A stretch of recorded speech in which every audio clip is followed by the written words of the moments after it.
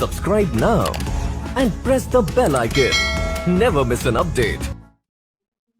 Hello everyone, कैसे हैं आप सभी। स्वागत है आप लोगों का महिंद्रा आज स्पीड टेस्ट डिस्कशन में। तो हम लोग आज जो डिस्कस करेंगे वो करेंगे UP constable speed test discussion number 31। आज हम लोग जो कांस्टेबल की स्पीड टेस्ट है जो पेपर हुआ अभी, और उसके स्पीड टेस्ट नंबर 31 को डिस्कस करेंगे। और आप लोग जब इस डिस्कशन को देखेंगे तो आपको बिल्कुल लगेगा कि हम जो डिस्कशन कर रहे हैं उसमें हमें आपको बहुत कुछ सीखने को मिलेगा। जो उस पेपर का चारों ऑप्शन है उन चारों ऑप्शनों को डिटेल में डिस्कशन करेंगे, और डिस्कशन करने के बाद आपको कुछ ना कुछ नई चीज़ें सीखने के लिए ज़रूर मिलेंगी, और उससे संबंधित जो चारों ऑप्शन है उसके बारे में भी जानने को मिलेगा। तो हम लोग बात करेंगे यूपी कांस्टेबल का स्पीड टेस्ट डिस्कशन नंबर 31, है ना। 31 नंबर का जो स्पीड टेस्ट है उसके ऊपर बात करेंगे।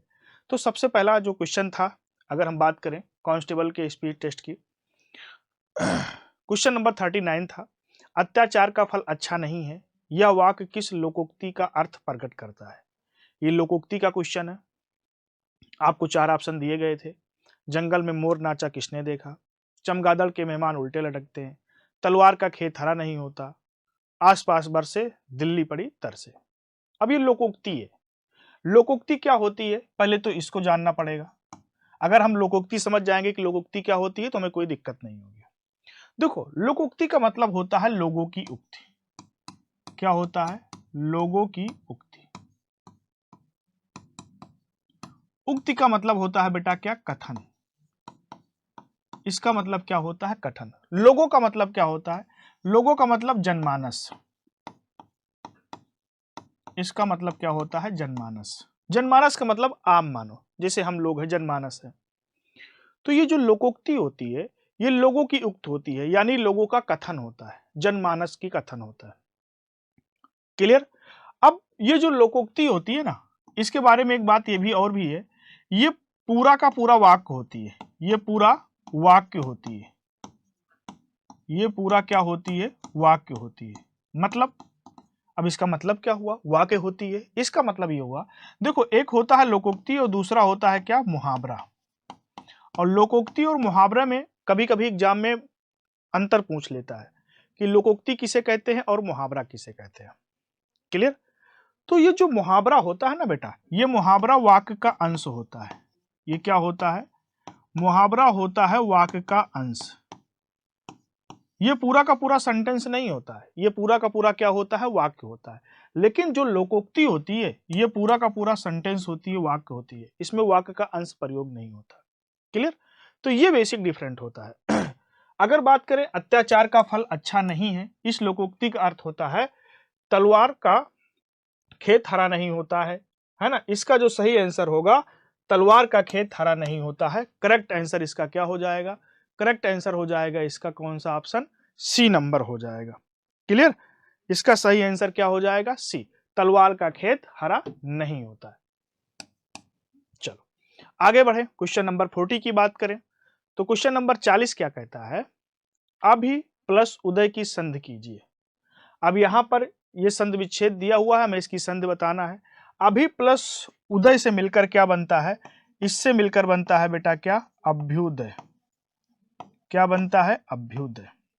अभ्युदय का जो संधि विच्छेद होता है वो क्या होता है? अभी प्लस उदय। क्लियर? अभी प्लस उदय होता है। अब इसमें कौन सी संधि है? अगर इसमें संधि की बात करें तो इसमें बेटा हमारी कौन सी संधि है? यण संधि है। कौन सी संधि हो गई? यण संधि। अब ये यण संधि क्या होती है ना। अगर यण संधि की बात करें तो बेटा ये हमारी जो यण संधि होती है ये हमारी स्वर संधि की भेद होती है। स्वर संधि की, अगर हम स्वर संधि की बात करें तो स्वर संधि के बेटा कितने भेद होते हैं? 5 भेद। उसी 5 भेद में से एक संधि होती है यण संधि। अगर यण संधि की बात करें तो इसमें या, रा, ला, वा, या, रा, लावा, है ना। अगर या, रा, लावा से अगर नहीं दिक्कत है तो यहां पर इस बात को बिल्कुल याद रखना। इसमें जो कॉन्सेप्ट चलता है यण संधि में, आप लोगों ने पढ़ा होगा इको यणज, है ना। इको अणज, या, वा, रात्रा या वा रात्रा इनका रूप चलता है, इनका रूप चलता है, इनका रूप चलता है। जैसे इनका रूप चलता है का मतलब क्या हो गया, जैसे या भी आ सकता है, या के बात करें तो या भी आ सकता है, ये भी आ सकता है, यू भी आ सकता है। जैसे कक्का के की बचपन में नहीं पढ़े हैं, तो जैसे कक्का के की बचपन में पढ़े इसका रूप चलता है या वारात्रा का। और एक पॉइंट और बता दे, यण संध में मुख्यतः आपको आधे वर्ण मिलते हैं, यण संध में मुख्यतः आधे वर्ण देखने के लिए मिलते हैं। एक और भी पहचान बता दे रहा हूं, यण संधि के जो शब्द होते हैं उसमें मुख्यतया आपको क्या मिलता है, आधे वर्ण देखने के लिए मिलते हैं। क्लियर? तो बिल्कुल अच्छा सा कॉन्सेप्ट था यण संधि के बारे में। अब प्लस उदय का जो संध होगा क्या होगा, अभ्युदय होगा। ये जो अभ्युदय शब्द है ये अब प्लस उदय से मिलकर बना है। क्लियर? चलो आगे बात करते हैं। अगर अगले सवाल की बात करें, क्वेश्चन नंबर 41 क्या है, जब सवेरा हुआ तब हम लोग बाहर गए, वाक्य का भेद बताइए। बिल्कुल बहुत अच्छा सवाल है, इस टॉपिक से एग्जाम में क्वेश्चन देखने को मिलते भी हैं। क्या दिया है, पहला मिश्र वाक्य, दूसरा संयुक्त वाक्य, तीसरा साधारण वाक्य, फोर्थ निषेधवाचक वाक्य। ये जो क्वेश्चन है वाक्य भेद का है। अब जब सवेरा हुआ तब हम लोग देखने बाहर गए, यहां पर सही आंसर क्या हो जाएगा, मिश्र वाक्य हो जाएगा। अब कैसे मिश्र वाक्य होगा इसको समझो। देखो बेटा, जो ये मिश्र वाक्य होता है, इस मिश्र वाक्य में एक प्रधान उपवाक्य होता है। क्या होता है, इस वाक्य में एक प्रधान उपवाक्य होता है, उसके ऊपर आश्रित वाक्य होते हैं। प्रधान उपवाक्य के ऊपर अन्य आश्रित वाक्य होते हैं। क्या होता है, अन्य आश्रित वाक्य होते हैं। और संयुक्त वाक्य की बात करें तो संयुक्त वाक्य में साधारण वाक्य क्या होता है, इसमें एक उद्देश्य होता है, एक उद्देश्य प्लस एक विधेय होता है। और संयुक्त वाक्य में दो या दो से अधिक उद्देश्य और विधेय होते हैं। इसमें एक उद्देश्य और एक विधेय होगा एक साधारण वाक्य में, और संयुक्त वाक्य में दो या दो से अधिक उद्देश्य और विधेय हो सकते हैं। क्लियर? मुझे लगता है कि क्लियर होगा। निषेधवाचक वाक्य की बात करें तो इसमें कार्य ना करने का बोध प्रकट होता है, कार्य ना करने का भाव प्रकट होता है। इसमें कार्य ना करने का भाव प्रकट होता है निषेधवाचक वाक्य में। क्लियर? तो यहां पर कौन सा वाक्य हो गया, मिश्र वाक्य हो गया। क्लियर?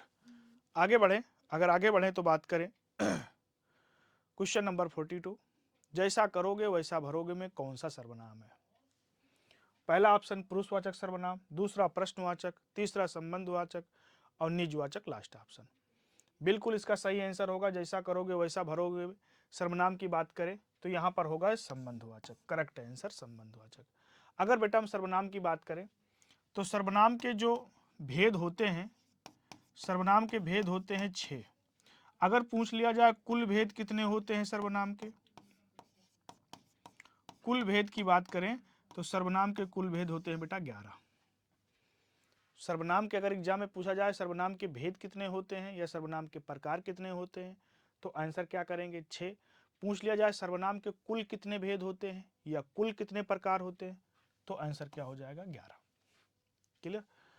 अब ये संबंधवाचक सर्वनाम क्यों है, क्योंकि देखो जो संबंधवाचक सर्वनाम होते हैं वे क्या करते हैं, संज्ञा या सर्वनाम को कनेक्ट करने का, जोड़ने का काम करते हैं। इसका काम ही ऐसा है क्या, संबंध बनाना। किससे, संज्ञा या सर्वनाम शब्दों के बीच में संबंध बनाने का काम कौन करते हैं, संबंधवाचक सर्वनाम। देखो यहां पर जैसा है और वैसा, ये जैसा और वैसा जो शब्द आया है ये संबंध बनाने के लिए आया है। क्लियर? तो यहां पर कौन सा हो जाएगा, संबंधवाचक। पुरुषवाचक सर्वनाम की बात करें तो बेटा इसके 3 भेद होते हैं पुरुषवाचक के। पुरुषवाचक सर्वनाम के 3 भेद, एक होता है बेटा हमारा कौन सा, उत्तम पुरुष। दूसरा बेटा कौन सा होता है, दूसरा होता है मध्यम पुरुष, और तीसरा सर्वनाम क्या होता है? अन्य पुरुष। ये होते हैं पुरुषवाचक सर्वनाम के भेद, है ना। और प्रश्नवाचक सर्वनाम की बात करें तो यहां पर आपको क्वेश्चन पूछा जाएगा। और निजवाचक सर्वनाम की बात करें तो निजवाचक सर्वनाम क्या होता है? अपने लिए, स्वयं, खुद के लिए इस्तेमाल होता है। ये किसके लिए होता है? अपने लिए, अपने आप, या स्वयं, या फिर खुद के लिए इस्तेमाल होता है। किसके लिए? खुद के लिए निजवाचक सर्वनाम। क्लियर? तो मुझे लगता है कि आप लोगों को बिल्कुल क्लियर होगा। आगे बढ़ते हैं। अगला सवाल है, ठीक समय पर आ जाना में कौन सा कारक है? अब ये क्वेश्चन कहां से है? कारक से है। अगर हम कारक की बात करें तो कारक क्या होता है ना। अगर हम कारक की बात करें तो कारक की जो संख्या होती है वो हमारे हिंदी में कितनी होती है? 8। वर्ग क्या होता है? इनका काम क्या होता है? संज्ञा या सर्वनाम का विशेषता क्रिया से जो संबंध होता है उसी को हम क्या कहते हैं? कारक कहते हैं। संज्ञा या सर्वनाम का विशेषता क्रिया से जो संबंध होता है उसी को हम क्या कहते हैं? कारक कहते हैं। कारक की संख्या कितनी होती है? 8। 8 कारक होते हैं हमारे पास। और 8 कारक की बात करें तो हर एक कारक का अपना अपना प्रसर्ग होता है, चिन्ह होता है। जैसे यहां पर दिया है ठीक समय पर आ जाना। अब यहां पर आ जाना कैसे पता चला कौन सा कारक है? इसका सही आंसर क्या होगा? अधिकरण कारक। क्यों?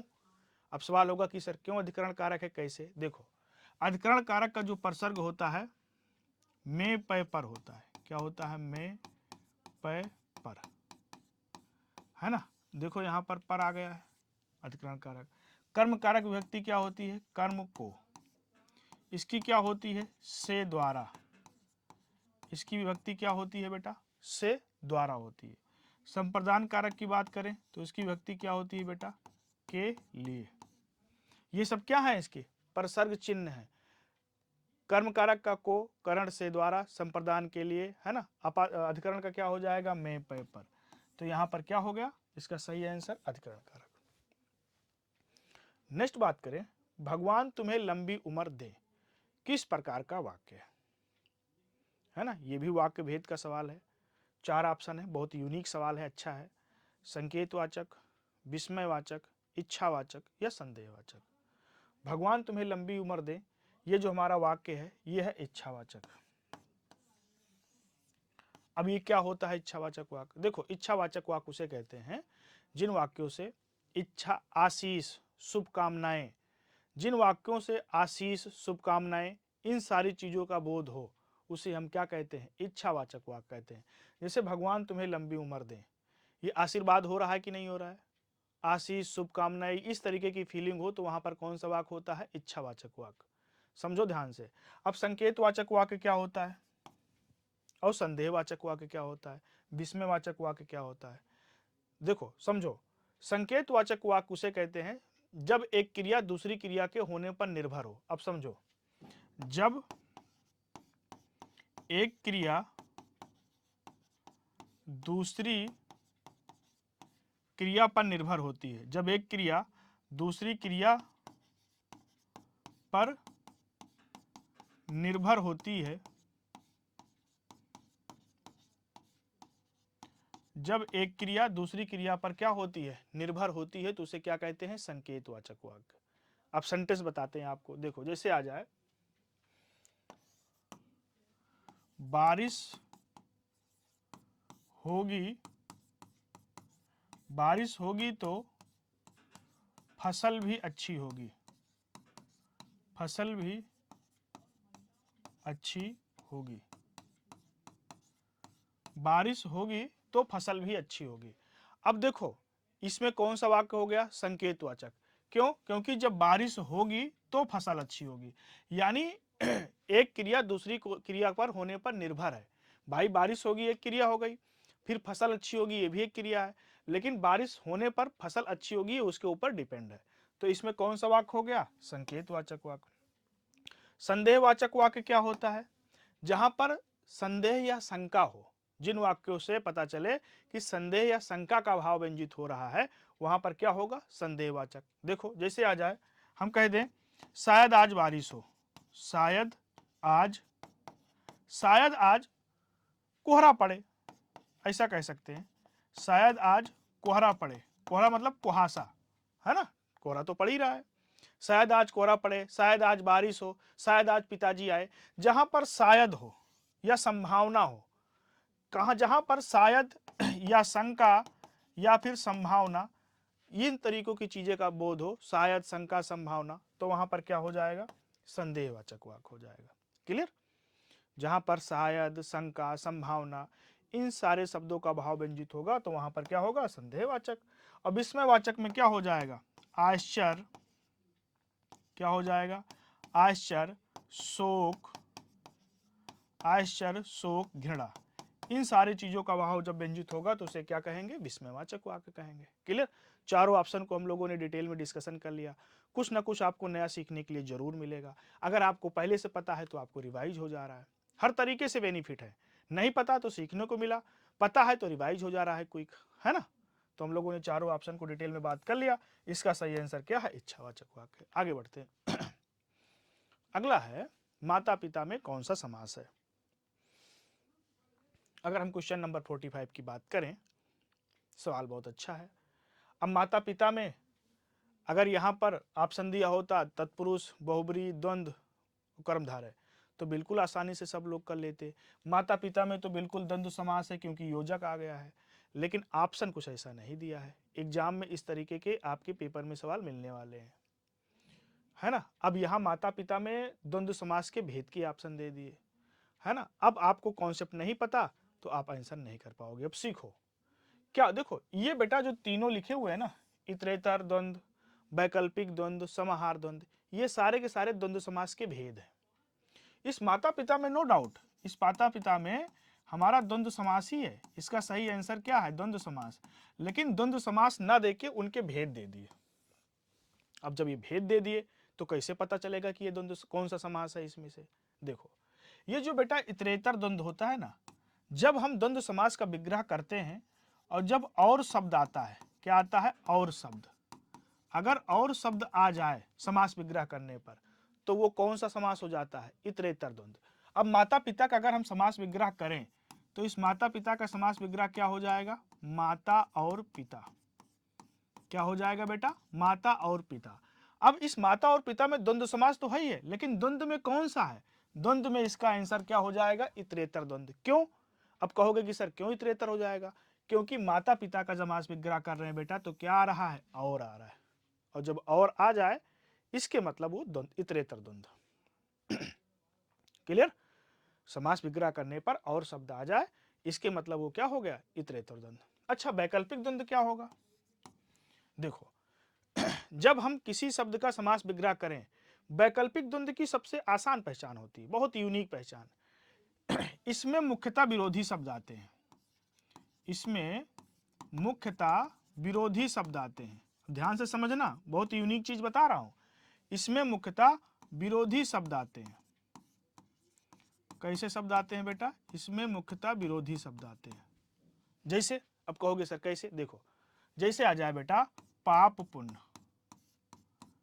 पाप पुण्य, आपको पेन उठाने की जरूरत नहीं पड़ेगी, क्वेश्चन देखो तुरंत आंसर करो। अगर इस तरीके का शब्द आ जाए पाप पुण्य में कौन सा समास, और इस तरीके का तुम्हें ऑप्शन मिले, तुरंत देख लो एक दूसरे के विरोधी हैं, अपोजिट हैं, विलोम है, तुरंत वैकल्पिक द्वंद्व समास। क्योंकि पाप का उल्टा क्या हो जाता है, पुण्य, और इसका जो समास विग्रह होगा क्या हो जाएगा, इसका समास विग्रह हो जाएगा पाप या पुण्य। अब देखो इतरेतर द्वंद्व में विग्रह करने पर और शब्द आ रहा था, लेकिन वैकल्पिक द्वंद्व में विग्रह करने पर और शब्द नहीं आएगा। यहां पर क्या आएगा, वैकल्पिक द्वंद्व में विग्रह करने पर या आएगा या फिर अथवा आएगा। क्या आएगा, अथवा आएगा। बात क्लियर हुई। इतरेतर में विग्रह करने पर क्या आएगा, और वैकल्पिक में विग्रह करने पर क्या आएगा, या आएगा या फिर अथवा आएगा। क्लियर। मुख्यतः विरोधी आएंगे। और एग्जांपल बता दे, जैसे आ जाए रात दिन। अब रात दिन आ गया तो क्या हो जाएगा, रात या दिन। अब रात का अपोजिट क्या हो जाता है, दिन, तो यहां पर भी क्या हो जाएगा, यहां पर भी वैकल्पिक द्वंद्व हो जाएगा। समाहार द्वंद्व क्या होता है, अगर हम इसकी बात कर लें तो इसमें एक रूप वाले शब्द मिलते हैं, इसमें एक रूप वाले शब्द आते हैं, एक रूप वाले शब्द आते हैं, इसमें एक रूप वाले शब्द आते हैं। जैसे, और इसमें विग्रह करने पर क्या आएगा, इसमें विग्रह करने पर आदि या इत्यादि शब्द आते हैं। जैसे आ जाए एक रूप वाला शब्द, जैसे आ जाए रुपया पैसा, तो समास विग्रह क्या हो जाएगा, रुपया पैसा इत्यादि। जैसे आ जाए कूड़ा करकट, तो समास विग्रह क्या हो जाएगा, कूड़ा करकट इत्यादि। क्लियर। हम लोगों ने चारों ऑप्शन को डिफाइन कर लिया और इसका जो सही आंसर हो जाएगा क्या हो जाएगा, इतरेतर द्वंद्व। बहुब्रीहि समास एक ऐसा समास होता है बेटा, इसके दोनों पद गौण होते हैं। क्या होते हैं, इसके दोनों पद गौण होते हैं। गौण, गौण का मतलब होता है अप्रधान, है ना। सवाल पूछा जाता है ऐसा कौन सा समास होता है जिसके दोनों पद अप्रधान या गौण होते हैं, तो वो हमारा बहुब्रीहि समास होता है। द्वंद्व समास जो होता है बेटा, इस द्वंद्व समास की बात करें तो इसके दोनों पद प्रधान होते हैं। इसके क्या होते हैं, इसके दोनों पद प्रधान, प्रधान का मतलब क्या होता है, मुख्य। इसके दोनों पद क्या होते हैं, प्रधान या मुख्य होते हैं। क्लियर। चलो, मुझे लगता है कि क्लियर हो गया होगा। बात करते हैं क्वेश्चन नंबर 46। राम कथा सुंदर करतारी संशय विहग उड़ावन हारी, इस पंक्ति में कौन सा छंद है। बहुत यूनिक सवाल है, अच्छा सवाल है। ऑप्शन दिया है सोरठा, दोहा, चौपाई, रोला। अब देखो भाई, छंद है ये। अब ऐसे तो अनुमान से आप आंसर नहीं कर सकते, आपको इसके लिए मात्रा को काउंट करना पड़ेगा, मात्रा को गिनना पड़ेगा। आप मात्रा गिनोगे तभी इसका सही आंसर कर पाओगे। छंद है हमारे हिंदी के सबसे एक अच्छे चैप्टर में से एक है छंद। अब आपको मात्रा गिनने का ज्ञान होना चाहिए। अगर मात्रा गिनने का ज्ञान नहीं है तो फिर आप इसका आंसर नहीं कर पाओगे। देखो, अगर हम बात करें, अब मात्रा गिनना आपको हम सिखाते हैं कि मात्रा आप कैसे गिनोगे। आपको मात्रा गिनने का ज्ञान होना चाहिए। देखो, यहां पर क्या है, गुरु है, गुरु का मतलब दो मात्रा।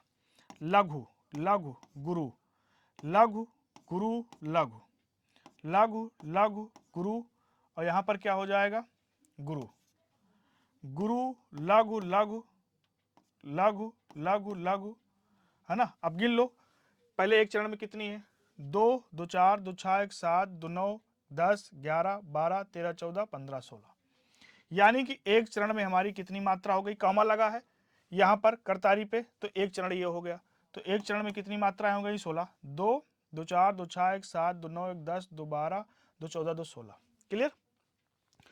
कामा के बाद ये दूसरा चरण हो गया, संशय, लघु, गुरु, गुरु, गुरु, गुरु, गुरु, गुरु, गुरु, लघु, गुरु, गुरु, लघु, और यहां पर क्या हो जाएगा, यहां पर भी हमारा हो जाएगा गुरु। अब ये लघु गुरु का कॉन्सेप्ट क्या है, बहुत लोगों को समझ में नहीं आ रहा होगा, सर लघु गुरु कर रहे हैं। देखो बेटा समझो, इसके लिए थोड़ा सीखना पड़ेगा। जिस वर्ण में दो मात्राएं हैं, जिस वर्ण में दो मात्राएं हैं वहां पर हमने क्या लिखा है, दो, गुरु। देखो यहां पर रा आ की मात्रा है, तो यहां पर ये किस में कंसीडर किए हैं, इसको गुरु में, यानी कि दो मात्रा। और जहां पर एक ही वर्ण है वहां पर हमने एक ही लिखा, जैसे मां पर एक ही वर्ण है तो एक मात्रा। अब देखो इस चरण में, अब यहां पर कामा लगा हुआ है तो एक चरण ये हो गया। एक चरण में कितनी है, 16। दूसरे चरण में गिन लेते हैं, ये हमारा कौन सा चरण है, दूसरा।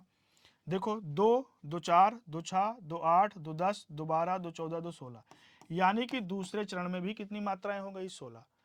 अगर सभी चरणों में, है ना, सभी जितने भी छंद के चरण दिए हैं, अगर सभी चरणों में 16-16 मात्राएं आ रही हैं तो इसके मतलब वो हमारा कौन सा छंद हो जाता है, चौपाई। और चौपाई हमारा कैसा छंद है, चौपाई हमारा है सममात्रिक छंद। क्या है बेटा, सममात्रिक छंद है ये। और सममात्रिक छंद का मतलब होता है जिस छंद के सभी चरणों में क्या हो, मात्राओं की संख्या समान हो। जैसे इस चरण में भी 16, इसमें भी 16, अगर कोई तीसरा चरण दिया होता उसमें भी 16, तो इसके मतलब वो हमारा क्या हो गया, चौपाई। क्लियर। चलो, मुझे लगता है कि आप लोगों को बिल्कुल क्लियर हुआ होगा। और बात कर ले, ये जो दोहा है, ये दोहा हमारा कैसा छंद है, ये दोहा हमारा बेटा है अर्ध सममात्रिक छंद। अर्ध सममात्रिक छंद हमारा कौन सा होता है, ये होता है दोहा। और सोरठा की बात करें तो दोहा का जस्ट उल्टा क्या होता है, सोरठा। एग्जाम में पूछा जाता है कि शिल्पगत के आधार पर, किसके आधार पर, शिल्पगत के आधार पर, शिल्पगत के आधार पर दोहे का उल्टा क्या होता है? शिल्पगत के आधार पर दोहे का उल्टा क्या होता है बेटा? दोहे का उल्टा होता है सोरठा, है ना, हमेशा याद रखना। आगे बढ़ते हैं। अगला है वकील किस भाषा का शब्द है? बहुत यूनिक सवाल है, अक्सर एग्जाम में पूछा जाता है। Question number 47। तो ऑप्शन दिया है तुर्की, अरबी, फारसी, पुर्तगाली। ये सही आंसर हो जाएगा अरबी। ये वकील हमारा अरबी भाषा का शब्द है, करेक्ट आंसर। क्लियर। नेक्स्ट बात करते हैं क्वेश्चन नंबर 48। वे चले जाएं तो मैं बैठूं, वाक्य का काल बताओ। बहुत आसान सा क्वेश्चन है, बिल्कुल देखने से लग जा रहा है। वे चले जाएं तो मैं बैठूं, ये हमारा क्या है? हेतु हेतु भविष्यकाल। सही आंसर क्या हो जाएगा? सी आंसर इज बिल्कुल करेक्ट हो जाएगा। अगर काल की बात करें बेटा, तो हमारे हिंदी में काल के 3 भेद होते हैं, हम सबको पता है, वर्तमान काल, भूतकाल और भविष्यकाल। आगे बढ़ते हैं। अगला है क्वेश्चन नंबर 49। पूछा है सद्भावना का समास विग्रह बताइए। एक्चुअल में यहां पर क्वेश्चन गलत है, क्वेश्चन सही दिया है। यहां पर देना क्या चाहिए था? सद्भावना में कौन सा समास है। यहां पर विग्रह दिया है, क्वेश्चन में दे दिया कि सद्भावना का समास विग्रह बताओ, और ऑप्शन में क्या दे दिया? समास दे दिया। तो क्वेश्चन में थोड़ा सा मिसप्रिंट ये हो गया, यहां पर होना चाहिए सद्भावना में कौन सा समास है, सद्भावना में कौन सा समास है। अगर ये क्वेश्चन होगा तो उसके अनुसार पर ये ऑप्शन सही है। क्लियर। कौन सा समास है, क्वेश्चन ये होना चाहिए था। चलो हम दोनों चीजें सीख लेंगे, इस सद्भावना का समास विग्रह भी सीख लेंगे और कौन सा समास है इसकी बात भी कर लेंगे। दोनों चीजें हम कर लेंगे, जो क्वेश्चन पूछा गया उसकी भी बात कर लेंगे। क्लियर। अगर सबसे पहले बात करते हैं सद्भावना का समास विग्रह बताओ, पहले इसी की बात कर लेते हैं। अगर इसका समास विग्रह करेंगे तो क्या निकल के आएगा? सत है, क्या हो जाएगा इसका समास विग्रह? अगर इसके समास विग्रह की बात करें तो हो जाएगा सत है जो भावना। क्या हो जाएगा? सत है जो भावना, इसका समास विग्रह हो जाएगा। अब समास विग्रह तो बता दिए, अब सत है भावना ऑप्शन में है नहीं, ये पूछा है समास कौन सा है। अब इसमें समास कौन सा है उसकी बात कर लेते हैं। देखो हम सबको पता है यहां पर सत क्या है? सत मतलब सत्य। सत्य हमारा हो गया क्या? विशेषण। क्या हो गया? विशेषण। अब भावना क्या है? भावना है बेटा ये हमारी क्या? विशेष। क्या है? विशेष। विशेषण क्या होता है हम सबको पता है, संज्ञा या सर्वनाम शब्दों की क्वालिटी बताने वाले को, संज्ञा या सर्वनाम शब्दों की विशेषता बताने वाले को क्या कहते हैं? विशेषण। विशेष क्या होता है? जिसकी विशेषता बताई जाती है वही हमारा क्या होता है? विशेष। और संज्ञा ही हमारी विशेष होती है ना। तो अब यहां पर सत विशेषण हो गया, भावना क्या हो गया? विशेष हो गया। और कर्मधारय समास ये कहता है, कर्मधारय समास ये कहता है जिस समास के दोनों पदों के बीच में विशेषण विशेष का संबंध होता है उसे हम कर्मधारय समास कहते हैं। समास क्या कहता है? अगर हम समास की बात करें बेटा, तो समास में हमेशा कितने पद होते हैं? समास में हमेशा बेटा 2 पद होते हैं। एक होता है पूर्व पद और दूसरा बेटा होता है हमारा कौन सा? उत्तर पद। और पूर्व पद उत्तर पदों के बीच में, इन दोनों पदों के बीच में अगर विशेषण विशेष का संबंध हो रहा है, किसका संबंध हो रहा है बेटा?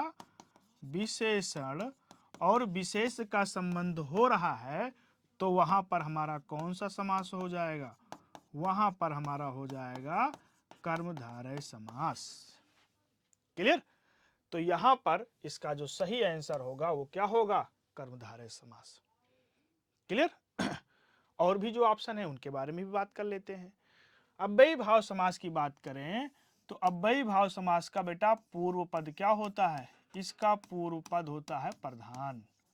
देखो अभी हम लोगों ने डिस्कस किया कि समास में हमेशा 2 पद होते हैं, किसी ना किसी समास का पूर्व पद प्रधान होता है, किसी का उत्तर, किसी के दोनों होते हैं और किसी के दोनों नहीं होते हैं। और समास की बात करें तो समास के जो बेटा कुल भेद होते हैं, समास के कुल भेद होते हैं बेटा कितने? 6, है ना, हम सबको पता है। तो अगर बात करें अव्ययी भाव समास का पूर्व पद प्रधान होता है। कर्मधारय बारे में हमने आपको बता ही दिया, तत्पुरुष समास जो होता है इसका उत्तर पद प्रधान होता है। क्या होता है? उत्तर पद प्रधान, है ना। और बहुब्रीहि समास की बात करें, एग्जाम में कई बार पूछा गया कि बहुब्रीहि ऐसा कौन सा समास होता है जिसके दोनों पद गौण होते हैं। गौण का मतलब अप्रधान। तो बहुब्रीहि समास के दोनों पद क्या होते हैं बेटा? इस समास के दोनों पद गौण होते हैं, और गौण का मतलब होता है बेटा क्या? अप्रधान। क्लियर? चलो, मुझे लगता है कि आप लोग सीख गए होंगे इस पूरे चारों ऑप्शन को। क्लियर? आगे बात करें, सितारे हिंद किस लेखक का उपनाम है? बहुत यूनिक सवाल है। क्वेश्चन नंबर 50 की बात करें तो सितारे हिंद हम सबको पता है किसको कहा जाता था? राजा शिव प्रसाद को सितारे हिंद कहा जाता था। करेक्ट आंसर क्या हो जाएगा? सी ऑप्शन हो जाएगा। क्लियर? चलो आगे बात करते हैं, हिंदी के पाणिनि के नाम से किसे जाना जाता है? बहुत यूनिक सवाल है। अगर हम यहाँ पर बात करें, है ना, हिंदी के पाणिनि के नाम से किसे जाना जाता है? चलो, हिंदी के पाणिनि के नाम से जाना जाता है बेटा किसे? किशोरीदास वाजपेयी को। करेक्ट आंसर हो जाएगा क्या? किशोरीदास वाजपेयी। अब यहां पर चारों ऑप्शन दिए हैं, इनकी बात कर लेते हैं। रामविलास शर्मा को क्या कहा जाता था? रामविलास शर्मा को बेटा कहा जाता है अगिया बैताल कवि। क्या कहा जाता है? अगिया बैताल कवि। अगिया बैताल कवि किसे कहा जाता है? रामविलास शर्मा को, है ना। दुष्यंत कुमार को क्या कहा जाता है? दुष्यंत कुमार को कहा जाता है बेटा हिंदी गजलों के राजकुमार। हिंदी गजलों के राजकुमार। अब आप लोग सोच रहे होंगे कि सर ये सब क्या है? बेटा ये उपनाम है, इनको मतलब इस नामों से जाना जाता है, ये उपनाम है। जैसे रामविलास शर्मा को अगिया बैताल कवि के नाम से जाना जाता है, दुष्यंत कुमार को हिंदी गजलों के राजकुमार के नाम से जाना जाता है, किशोरीदास वाजपेयी को हिंदी के पाणिनि के नाम से जाना जाता है। शरद चंद्र की बात करें तो शरद चंद्र को आवारा मसीहा के नाम से जाना जाता है। किसके नाम से? आवारा मसीहा के नाम से जाना जाता है। चारों ऑप्शन थे, हमने चारों ऑप्शन को एक्सप्लेन कर दिया। इस तरीके के सवाल बेटा एग्जाम में मिलते हैं। क्लियर? तो थोड़ा सा ध्यान रखना, हमने चारों को बता दिया, याद रखना, एग्जाम में हो सकता है मिले आपको। क्वेश्चन नंबर 52, अधोमुख शब्द का संविच्छेद करने पर उपसर्ग रूप में प्राप्त होगा। बहुत अच्छा सवाल है। अगर अधोमुख की बात करें तो अगर इसका हम संविच्छेद करते हैं तो इसका संविच्छेद होगा अधा प्लस मुख। तो क्या उपसर्ग की बात हो रही तो अधा, सही आंसर क्या हो जाएगा? अधा हो जाएगा। क्लियर? सही आंसर ऑप्शन क्या हो जाएगा? डी। आगे बात करते हैं, पूछा है कुशाग्र का विलोम शब्द बताइए।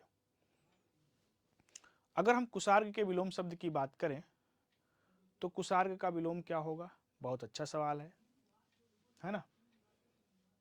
चलो बात करते हैं, श्रेष्ठ का विलोम क्या होगा? नीच का विलोम क्या होगा? चंचल का विलोम क्या होगा? हम सारे विलोमों की बात कर लेते हैं, है ना। चलो, अगर हम बात करें कुशाग्र का विलोम क्या हो जाएगा? कुशाग्र का विलोम क्या हो जाएगा? मंद हो जाएगा, है ना। कुशाग्र का विलोम जो होगा वो क्या होगा? मंद होगा। करेक्ट आंसर होगा, है ना। नीच का विलोम क्या हो जाएगा? अगर नीच के विलोम की बात करें तो क्या हो जाएगा? ऊंच हो जाएगा, है ना। और श्रेष्ठ की विलोम की बात करें तो श्रेष्ठ का विलोम क्या हो जाएगा?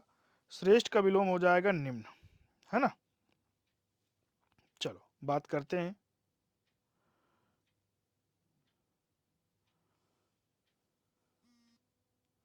चलो चंचल के विलोम की बात करें तो बेटा चंचल का विलोम क्या हो जाएगा?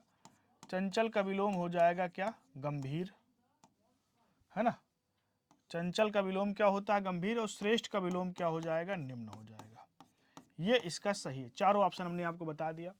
कुशाग्र का विलोम मंद, चंचल का गंभीर, ऊंच का नीच और श्रेष्ठ का निम्न। क्लियर? बिल्कुल। बात करते हैं क्वेश्चन नंबर 54, चांदनी का समानार्थी निम्नलिखित में से कौन सा नहीं है? पहला ऑप्शन चमक, दूसरा रोशनी, तीसरा ऑप्शन बिजली और fourth option Jyotsna.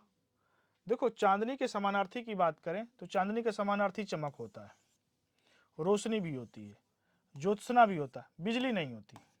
Correct answer क्या हो जाएगा? बिजली, है ना। चलो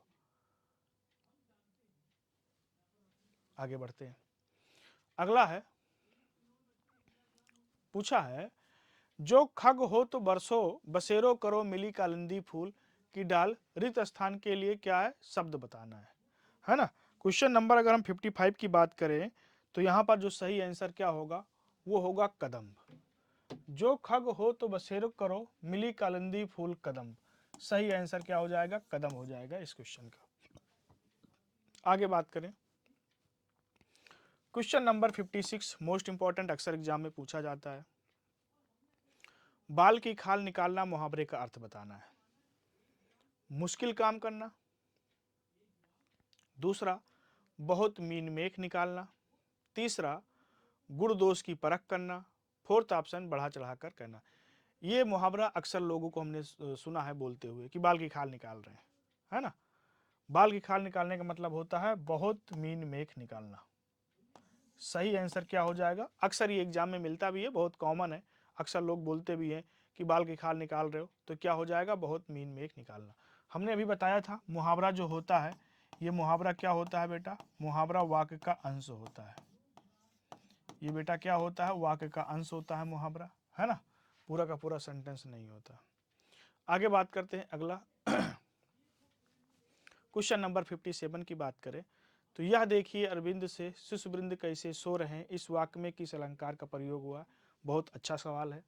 रूपक अलंकार, उपमा अलंकार, उत्प्रेक्षा, संदेह अलंकार। अब इसका जो सही आंसर होगा, यह देखिए अरविंद से शिशुवृंद कैसे। देखो यहां पर शिशुवृंद की तुलना किससे की जा रही है? शिशुवृंद का मतलब बालक। यहां पर बालक की तुलना किससे की जा रही है? अरविंद। अरविंद का मतलब किससे? कमल से। तो जहां पर तुलना की जाती है ना, तो वहां पर कौन सा अलंकार होता है? बिल्कुल हम सबको पता है क्या होता है? उपमा अलंकार। करेक्ट आंसर क्या हो जाएगा? उपमा अलंकार। यह देखिए अरविंद से शिशुवृंद कैसे सो रहे हैं, तो बालक की तुलना किससे की जा रही है? कमल से की। अरविंद किसका पर्यायवाची होता है? कमल का। तो यहां पर कौन सा अलंकार हो जाएगा? उपमा अलंकार। सुयस का पर्यायवाची शब्द बताओ। बहुत अच्छा सवाल है। अगर हम बात करें क्वेश्चन नंबर 58 का, तो सुयस का जो पर्यायवाची शब्द होगा वो क्या होगा, है ना। अगर यहां पर बात करें हम, तो इसका सही आंसर क्या होगा? सुकीर्ति होगा। इसका आंसर क्या हो जाएगा? सुकीर्ति हो जाएगा। आगे बढ़े, अगला है वाक्यांशों के लिए एक शब्द बताइए। एक साथ बहुत लोगों को भोजन देने की व्यवस्था क्या कहलाती है? बहुत अच्छा सवाल है, एग्जाम के पॉइंट ऑफ व्यू से मोस्ट इंपॉर्टेंट है ना। तो वाक्यांश के लिए एक शब्द में क्या है? एक साथ बहुत लोगों को भोजन देने की व्यवस्था क्या कहलाती है? उसे बेटा हम क्या कहते हैं? भंडारा। एक साथ बहुत लोगों की भोजन देने की व्यवस्था। सदाव्रत क्या होता है? सदाव्रत का मतलब होता है दीन दुखियों को भोजन देने की व्यवस्था। दीन दुखियों को दीन दुखियों को भोजन देने की व्यवस्था। दीन दुखियों को भोजन देने की व्यवस्था क्या कहलाती है? वो सदाव्रत कहलाती है। ऐसा सवाल आ जाए कि दीन दुखियों को भोजन देने की व्यवस्था के लिए एक शब्द बताओ, तो क्या हो जाएगा? सदाव्रत हो जाएगा। एक साथ बहुत लोगों को भोजन देने की व्यवस्था के लिए क्या होता है? भंडारा। समिधा क्या होती है? हवन में इस्तेमाल की जाने वाली सामग्री। हवन में इस्तेमाल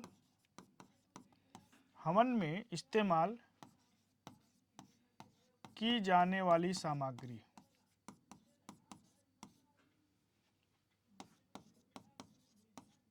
हवन में इस्तेमाल की जाने वाली सामग्री के लिए एक शब्द क्या होता है?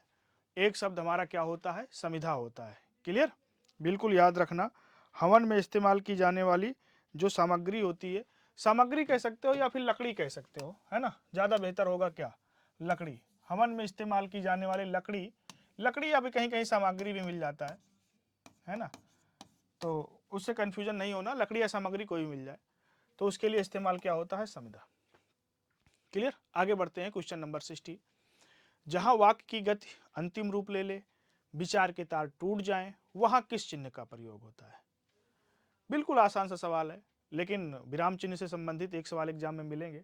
तो इसका जो सही आंसर होगा वो क्या हो जाएगा, पूर्ण विराम। करेक्ट आंसर क्या हो जाएगा, डी। अगला है, निम्नलिखित में से सती शब्द का अनेकार्थी शब्द कौन सा है। सती शब्द का अनेकार्थी शब्द बिल्कुल सही आंसर क्या हो जाएगा, साध्वी। बी भी कह सकते हो, डी भी कह सकते हो, दोनों दिया हुआ है ना। तो सही आंसर क्या हो जाएगा, साध्वी। अनेकार्थक शब्द सती का, है ना। और ये साधु का क्या होता है, स्त्रीलिंग शब्द है साध्वी। नेक्स्ट बात करें क्वेश्चन नंबर 62। निम्नलिखित में से अशुद्ध वाक्य का चयन करें। हमें से किसी से कुछ नहीं कहना, मुझे वहीं से सामान लेना है, कल तुमको कहाँ जाना है, जिसे देखो वह व्यस्त है। अशुद्ध का चेक बताना है ना, इनकरेक्ट। बिल्कुल इसका आंसर क्या हो जाएगा, इसका आंसर हो जाएगा सी। क्यों, क्योंकि कल तुमको कहाँ जाना है, यहाँ पर क्वेश्चन पूछा जा रहा है, प्रश्नवाचक इंट्रोगेटिव शब्द है, तो बेटा यहाँ पर चिन्ह भी इंट्रोगेटिव होना चाहिए। यहाँ पर दिया क्या है, पूर्ण विराम। पूर्ण विराम नहीं होगा, ये गलत है। यहाँ पर शुद्ध क्या होना चाहिए, यहाँ पर शुद्ध होना चाहिए क्वेश्चन मार्क। अब ये सेंटेंस सही होगा, तो गलती इस वाक्य में थी। आगे बढ़ते हैं क्वेश्चन नंबर 63। निम्नलिखित में से किसमें समूहवाचक संज्ञा नहीं है। अच्छा, पहला ऑप्शन दौड़, दूसरा भीड़, तीसरा समित और फोर्थ कक्षा, है ना। तो इसमें समूहवाचक संज्ञा नहीं है। भीड़ में तो है भाई, समित में भी है, कक्षा में भी है, दौड़ में नहीं है। दौड़ में हमारी कौन सी संज्ञा है, दौड़ में अगर हम बात करें तो यहाँ पर भाववाचक संज्ञा है। बाकी इन तीनों में हमारी क्या है, समूहवाचक संज्ञा है। तो करेक्ट आंसर क्या हो जाएगा, ए ऑप्शन। अगला बात करें क्वेश्चन नंबर 64। निम्नलिखित में से तत्सम शब्द आपको बताना है। सीख, साक्षी, अक्षर, ज्ञानवान, सॉरी तद्भव बताना है। तद्भव आपको बताना है।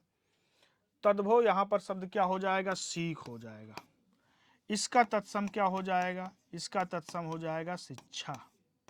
इसका तत्सम क्या हो जाएगा, शिक्षा। तो यहाँ पर तद्भव शब्द हमारा ये होगा, है ना। अक्षर शब्द हमारा क्या है, तत्सम। इसका तद्भव क्या होता है, इसका तद्भव होता है आखर। और ज्ञानवान तत्सम शब्द है, इसका तद्भव क्या हो जाएगा, जानकार, है ना। साक्षी का क्या हो जाता है, इसका हो जाएगा सखी, है ना। ऐसा सखी हो सकता है। क्लियर। तो सीख हमारा क्या है, तद्भव, इसका तत्सम क्या हो जाएगा, शिक्षा। अक्षर हमारा क्या है, तत्सम, इसका तद्भव आकर। ज्ञानवान तत्सम, इसका तद्भव क्या हो जाएगा, जानकार। आगे बढ़ते हैं क्वेश्चन नंबर 65। निम्नलिखित में से नवीन विकसित ध्वनियाँ कौन सी हैं। कई बार एग्जाम में आया है, बन भी सकता है। अगर बात करें नवीन विकसित ध्वनियाँ की, तो खा और गा हमारी नवीन विकसित ध्वनियाँ हैं। करेक्ट आंसर क्या हो जाएगा, बी। बात करें क्वेश्चन नंबर 66 की, तो निम्नलिखित में से प्राचीन भारतीय आर्य भाषा कौन सी है। बहुत अच्छा सवाल है।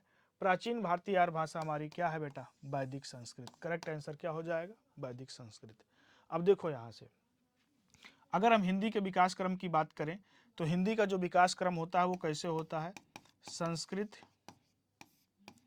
पाली, है ना। संस्कृत के बाद क्या हो जाएगा, संस्कृत के बाद क्या हो जाएगा, पाली। पाल के बाद क्या हो जाएगा, प्राकृत। और प्राकृत के बाद बात करें अपभ्रंश। अपभ्रंश के बाद करें तो अवहट। अवहट के बाद प्राचीन या प्रारंभिक हिंदी। प्राचीन या प्रारंभिक हिंदी, ये हमारे हिंदी का विकास क्रम है। क्लियर। चलो आगे बात करें, भावार्थ के आधार पर भाषा की सबसे छोटी इकाई क्या है। बहुत अच्छा सवाल है। अगर भावार्थ के आधार पर भाषा की सबसे छोटी इकाई पूछे तो सही आंसर क्या हो जाएगा, वाक्य हो जाएगा। बहुत यूनिक सवाल है ना। बहुत यूनिक सवाल है ये। एग्जाम में इस तरीके के सवाल आपको मिलते हैं देखने के लिए। अगर हम बात करें भाषा की सबसे छोटी मौखिक इकाई क्या होती है। भाषा की सबसे छोटी मौखिक इकाई, ये जो ध्वन होती है ना बेटा, ध्वनि, ये भाषा की सबसे छोटी मौखिक इकाई होती है। भाषा की सबसे छोटी, भाषा की सबसे छोटी मौखिक इकाई,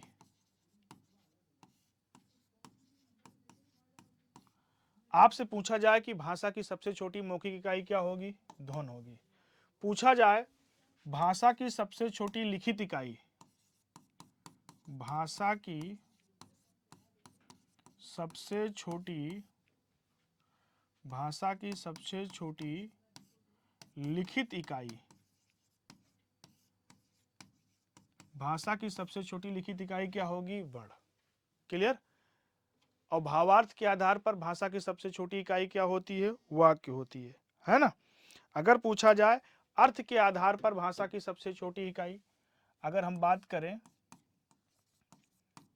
अर्थ के आधार पर, है ना, अगर हम बात करें अर्थ के आधार पर, अर्थ के आधार पर भाषा की सबसे छोटी इकाई, भारत के आधार पर भाषा की सबसे छोटी इकाई क्या होगा बेटा? तो वो हमारा हो जाएगा शब्द। मोस्ट इंपॉर्टेंट चीजें हैं ये, बिल्कुल एग्जाम के पॉइंट ऑफ व्यू से आ सकता है। भाषा की सबसे छोटी मौखिक इकाई ध्वनि, भाषा की सबसे छोटी लिखित इकाई वर्ण, अर्थ के आधार पर भाषा की सबसे छोटी इकाई क्या हो जाएगा? शब्द, और भावार्थ के आधार पर भाषा की सबसे छोटी इकाई क्या हो जाएगा? वो हमारा क्या हो जाएगा? वो हो जाएगा वाक्य। क्लियर? चलो नेक्स्ट बात करें, क्वेश्चन नंबर 68। सन 2021 का ज्ञानपीठ पुरस्कार किसे दिया गया? है ना, बहुत यूनिक सवाल है, ये सवाल आपको एग्जाम में बन सकता है ना। अगर हम इसके सही आंसर की बात करें तो इसका जो सही आंसर है वो क्या है? इसका सही आंसर क्या हो जाएगा? नीलमणि फुकन। 2021 का जो ज्ञानपीठ पुरस्कार दिया गया वो किसे दिया गया? वो दिया गया नीलमणि फुकन को दिया गया। इसका जो सही आंसर होगा वो क्या होगा? अगर इसकी बात करें तो इसका सही आंसर क्या हो जाएगा? नीलमणि फुकन। अगर 2022 की बात करें तो 2022 का किसे दिया गया? यह दिया गया दामोदर मावजो को। किसको दिया गया? दामोदर मावजो, 2022 का। क्लियर? और 2021 का किसे दिया गया है? नीलमणि फुकन को, असमिया लेखक हैं। क्लियर? ये 56 नंबर का था और वो 2022 का कौन से नंबर का था? 57 नंबर का। ये 2021 का जो मिला था नीलमणि फुकन को वो बेटा किस नंबर का था? 56 नंबर का था। और 2022 का जो मिला ये किस नंबर का था? 57 नंबर का था। क्लियर? चलो आगे बात करते हैं। अगला है साहित्य में रस का क्या अर्थ है? अगर हम इस क्वेश्चन की बात करें तो साहित्य में रस का अर्थ होता है साहित्य से मिलने वाली अनुभूति, आनंदभूति। साहित्य में रस का क्या अर्थ होता है? तो साहित्य से मिलने वाली आनंदभूति इसका सही आंसर होता है। बात करें क्वेश्चन नंबर 70 की, सुहावना लिखाई व छलिया में निहित प्रत्यय के लिए सही विकल्प का चयन करें। तो सुहावना में कौन सी प्रत्यय है? लिखाई में और छलिया में, है ना। चलो इसका जो सही आंसर होगा वो क्या होगा? D option. सुहावना में क्या है? आवना प्रत्यय है, लिखाई में आई प्रत्यय है और छलिया में कौन सी प्रत्यय है? या प्रत्यय है। इसका जो सही आंसर होगा वो क्या होगा? वो होगा फोर्थ ऑप्शन। हम सबको बेटा है पता है प्रत्यय क्या होती है। अगर ये प्रत्यय की बात करें तो प्रत्यय क्या होता है? शब्द का अंश होता है। प्रत्यय शब्द का अंश होता है, शब्द के अंत में जुड़ती है, शब्द के अंत में जुड़ती है ये, और शब्द के अंत में जुड़ने के बाद क्या करती है? शब्द के अर्थ में परिवर्तन होता है। क्लियर? अब बात करते हैं आगे। अगला अब हमारा देखो बेटा 73 से कहाँ तक था? ये था 70 से, यानी कि 71। यहाँ पर क्या होगा? 71 से 75 तक क्या है हमारा? गद्यांश है, अनसीन पैसेज है। अब ये गद्यांश अच्छा खासा गद्यांश है। गद्यांश को पढ़ने के बाद ये पूरा गद्यांश है। अब गद्यांश को पढ़ने के बाद हम सबसे पहले क्वेश्चन पे आ जाते हैं। अगर हम बात करें इसका जो सबसे पहला क्वेश्चन है वो सबसे पहला क्वेश्चन क्या है? 71। गद्यांश के आधार पर अपना अभिमत बताएं कि आज हम संतुष्ट और सुखी क्यों नहीं हैं। इस क्वेश्चन का जो सही आंसर होगा वो क्या होगा बेटा? फोर्थ ऑप्शन होगा। करेक्ट आंसर हमारा क्या हो जाएगा? डी ऑप्शन हो जाएगा। क्लियर? अगर क्वेश्चन नंबर 72 की बात करें, गद्यांश के अनुसार आपकी दृष्टि में जीवन में बढ़ने वाले तनाव का कौन सा कारण होता है? तो इसकी बात करें तो इसका भी आंसर क्या हो जाएगा? डी। पति पत्नी की व्यस्तता और आपसी व्यवहार, जीवन की दौड़ में पिछड़ जाने का डर। क्लियर? और क्वेश्चन नंबर 3 की बात करें तो योग, व्यायाम और मैदान के खेल कूदों में गायब होने के कारण हमारे जीवन पर क्या प्रभाव पड़ रहा है? इसका जो सही आंसर होगा 73 का, इसका सही आंसर क्या होगा? सी ऑप्शन, है ना। और बात करें क्वेश्चन नंबर 74 की, तो गद्यांश के परिप्रेक्ष्य में आज की बदलती जीवन शैली का सबसे प्रमुख कारण आपके अनुसार क्या हो सकता है? अगर 74 की बात करें तो इसका आंसर क्या हो जाएगा? संवेदनहीनता, है ना, से ज़्यादा धनार्जन और अधिकाधिक सुख साधन एकत्रित करने की होड़। और क्वेश्चन नंबर 75 की बात करें मोबाइल और कंप्यूटर टेलीविजन में, है ना, तो इसका जो सही आंसर होगा वो क्या होगा? थर्ड ऑप्शन हो जाएगा। मोबाइल, कंप्यूटर और टेलीविजन में अत्यधिक व्यस्तता हमारे जीवन को किस रूप में सर्वाधिक प्रभावित करती है? तो सही आंसर क्या होगा? C option. तो बेटा ये थे हमारे UP police constable speed test number 31 का डिस्कशन। मुझे पूरी उम्मीद है कि आप लोगों को सेशन बिल्कुल अच्छा लगा होगा। ओके, थैंक यू, धन्यवाद। Subscribe now and press the bell icon. Never miss an update.